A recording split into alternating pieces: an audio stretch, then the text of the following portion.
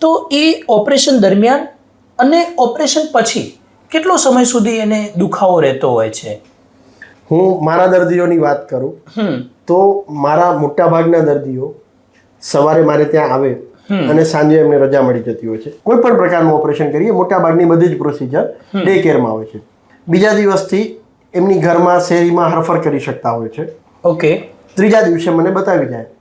પછી મોટા ભાગના દર્દીઓ ચોથા કે પાંચમા દિવસે એમના રૂટીન કામ પર પાછા ફરી શકતા હોય છે. ઓકે. હા, કદાચ મળે ત્યાં વખતે સામાન્ય દુખાવો હોય એના માટે જરૂરી દવાઓ પણ ચાલુ હોય. ગરમ પાણી અક્ષીર દવા છે, ગરમ પાણીમાં બેસે એટલે દર્દીનો દુખાવો મટી જતો હોય છે. મેક્સિમમ અઠવાડિયા 10 દિવસમાં તો દર્દી પોતાના કામ પર પાછા જઈ જ શકતા હોય છે. ઓકે. સિવાય કે ખૂબ જ મોટા ભગંદર હોય અને તેમાં ખૂબ મોટું ઓપરેશન કરવું પડ્યું હોય તો થોડો એ સમય વધુ લાંબો થઈ શકતો હોય છે. પણ તેમાં પણ દર્દીને હાલવા ચાલવાની તો ક્યાંય તકલીફ રહેતી નથી હોતી. બીજું એક મિસકન્સેપ્શન લોકોના માઇન્ડમાં હોય છે કે મળમાર્ગના ઓપરેશન બાદ દર્દીએ ઊંધા સૂવું પડે, જે તદ્દન ખોટી વાત છે. અચ્છા. દર્દી સીધા સૂઈ પણ શકે. ઓકે. મારા તમામ દર્દીઓને હું ત્રીજા દિવસે જમીન પર ન બેસતા હોય તો બેસાડું છું. ઓકે. મારી સામે જ મારી હાજરીમાં ઓપીડીમાં જ એમને જમીન પર બેસાડું.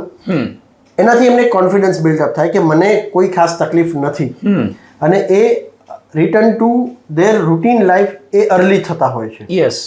અને ખરેખર એવું હોય છે કારણ કે આ બીમારીમાં ખૂબ લાંબા આરામની જરૂર નથી. ઇનફેક્ટ જે નીચે દબાણ દઈને બેસતા હોય છે વ્યક્તિઓ હાર્ડ સરફેસ ઉપર, તો એ ઘા નાનો થાય, વેલો ભરાય અને દર્દી એમાંથી વેલો બહાર આવે. યસ. એક ટ્રેન્ડ એવો પણ જોવા મળી રહ્યો છે કે લોકો ટ્યુબ લઈને બેસતા હોય છે અથવા ખૂબ સોફ્ટ કુશન રાખીને બેસતા હોય છે, પણ ખરેખર એટલી બધી કોઈ જરૂરિયાત હોતી નથી અને ઊંધા તો બિલકુલ સુવાનું હોતું નથી. ઓકે.